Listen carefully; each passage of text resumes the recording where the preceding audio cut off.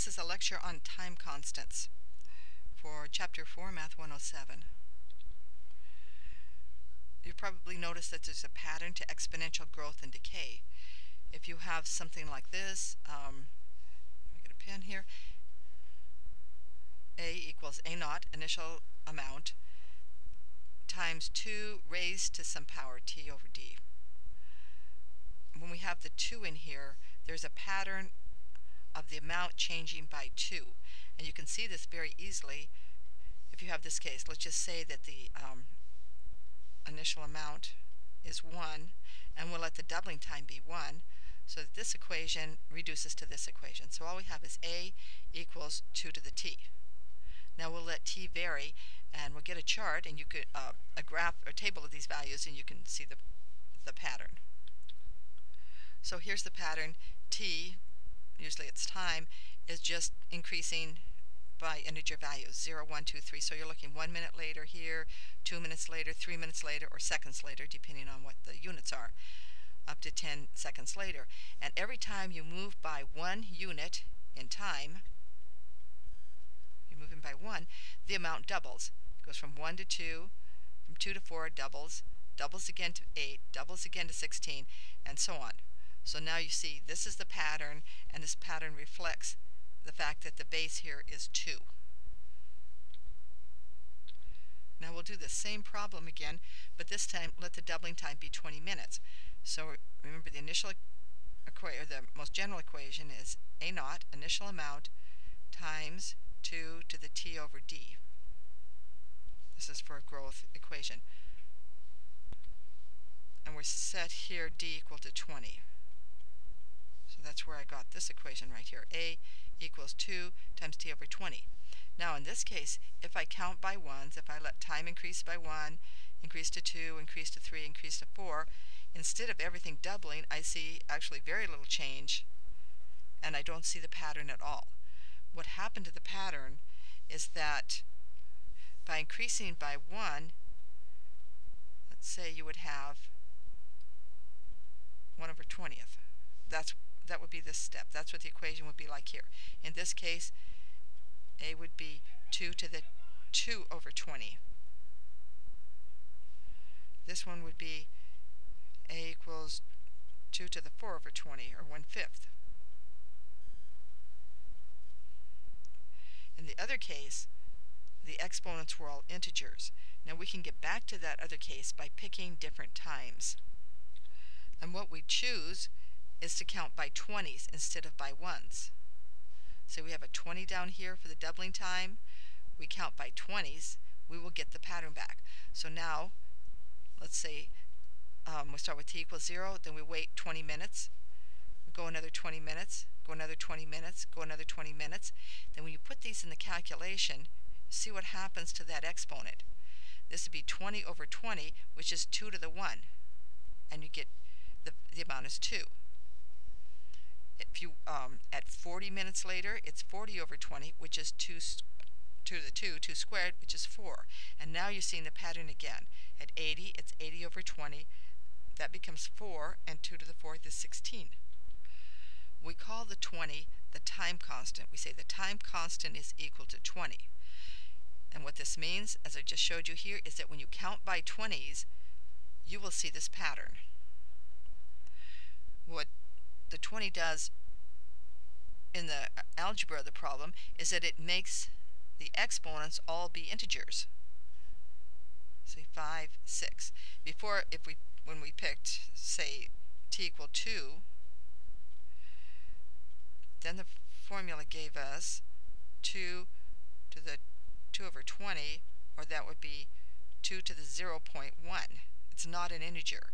And that's why we didn't get the pattern. We want those exponents to be integers. We get them by counting by the doubling time. Here's another example. We'll use bacteria growth. We'll start with 100.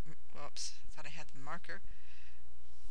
When we start with 100, we mean that that initial amount is 100, and the doubling time is 40.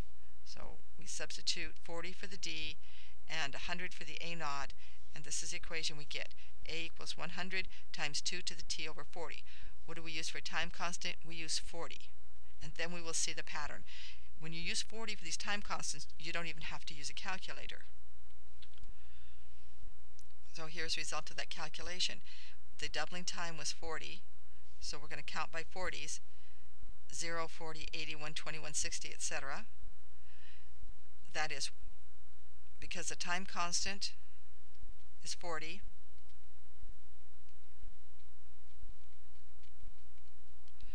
Then this is 1 time constant, 2 time constant, 3 time constants, and people talk like that. They say, what is this 5 time constants later? How many time constants are you out? They will say like that, meaning from the beginning. So people in physics and in chemistry use this idea of time constants, and they will ask you, because if you know you're 3 time constants away, you will know, in this case this is some bacteria growing, so this would be a biology problem, you will know how much doubling you've had from your initial amount. Whereas if you say 120 minutes later, you'd say, well, what is your doubling time? You'd have to do all the work. And here you'll see the pattern because we started with 100 instead of 1 now, so it just went, as expected, 100 to 200, move another time constant, it's 400, move another time constant, it's 800. Because when you put this time into the equation, the exponent will be an integer. Let's do the one for 40. So A equals 100 times 2, and now we've got 40 over 20, right? Because I'm doing this right here. Oops, 40 over. No. Let me erase this. Alright, we'll do the 120. So A equals 100, that was the initial condition. I started writing the wrong problem. 2, and then I'd have 120, because that's the time, divided by 40. Right? So that's 100 times 2 to the third. You see, by using the time constant, we get an integer expression for the exponent of the 2. 2 cubed is 8, so this is 800. You don't even have to do the calculation if you just start counting by 40s. Then you just keep doubling your amounts. We can show this graphically by using 2 x-axes. The x-axis down here is t, and this is time constants. 40 is 1 time constant, 80 is 2 time constants later, 120 is 3 time constants. And sometimes you see things graphed only by time constants. We use time constants for decay, exponential decay equations too. Here is the classical example of a radioactive decay. It's written as the amount equals the initial amount A0 times 2 to the minus T over H. Remember, the negative sign up here is for the decay equation. And instead of a D, we use H for half-life. There's other ways this is written, but it gets hard to see on a slide like this. Often you'll see it written as T to the 1/2, but that looks awkward. You'd have A0 times 2 to the negative T over T to the 1/2. And a lot of times you'll see it written that way, but it gets kind of messy. So I just used an H. That's not standard. This is more common. All right. Let's say you start with 100. That means A0 is equal to 100. And the half-life is, say, 100 minutes. So that half-life is 100 minutes. Then we would have an equation like this, and that 100 is occupying exactly the same place that the doubling time occupied for bacteria growth, and 100 is the time constant. If you count by ones, you won't see the pattern. If you count by 100s, you will see the pattern. And here's some results. I should have written up here what this was. So this is a decay equation. Initial amount of 100 is decaying with a half-life of 100.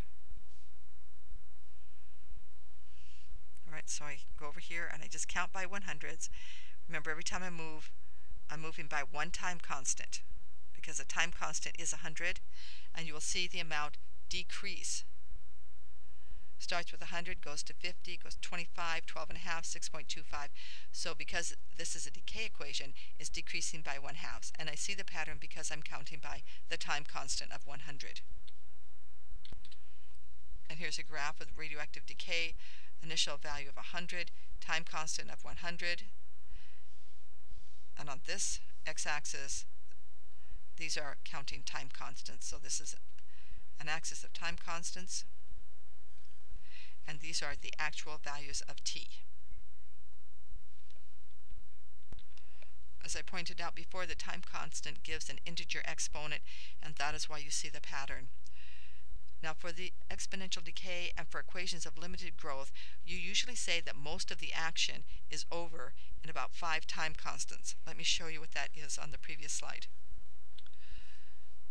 You see in this region here, there's a lot of change. But after about 5 time constants, 5 or 6 time constants, this is pretty much down to 0, and it doesn't look like it changes very much. Of course, as you know, radioactive material or any kind of exponential decay never exactly goes to 0, but it gets very close. As we used to say, close enough for government work. Okay, so 5 time constants is pretty much a magic number. If you are 5 time constants out from the beginning, pretty much all of these major changes, this big change up here, is over. You can use this idea of 5 time constants to compute how many years it would take, for example, for most of the radioactive material to decay. Say you had a half-life of 35,000 years. Well, you can say most of it's gone in 5 time constants, or most of the large amount of decay is gone in 5 time constants, so that would be multiplying that by the 35,000 gives you 157,000 years for most of the decay to be over.